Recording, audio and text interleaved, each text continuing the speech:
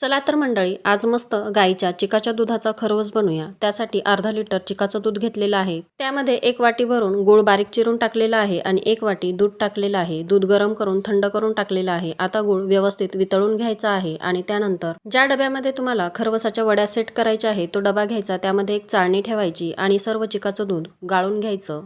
त्यानंतर थोडीशी जायफळाची पूड टाकायची, अर्धा चमचा वेलची पूड टाकायची, व्यवस्थित मिक्स करायचं। कढईमध्ये 1 ग्लास पाणी व्यवस्थित उकळून घेतलेलं आहे। त्यावरती स्टँड ठेवायचं, कुकरचा डबा ठेवायचा, त्यावर झाकण ठेवायचं, आणखी एक झाकण ठेवायचं आणि 20 मिनिटं मध्यम आचेवर खरवस तयार करून घ्यायचा। तयार झाल्यावर 15 ते 20 मिनिटं फ्रीजमध्ये सेट करायला ठेवायचा आणि नंतर वड्या पाडून घ्यायच्या। तुमचा खरवस जर बनवताना खिरीप्रमाणे पातळ होत असेल किंवा खरवसाच्या वड्या व्यवस्थित सेट होत नसेल तर त्यासाठी काही टिप्स दिलेल्या आहेत। त्यासाठी फोटोच्या खाली जो त्रिकोण आहे त्यावरती क्लिक करा आणि संपूर्ण व्हिडिओ पहा। टिप्स आणि व्हिडिओ जर आवडला तर व्हिडिओला लाईक करा आणि जाता जाता तेवढं सबस्क्राईब करून जा। बाय।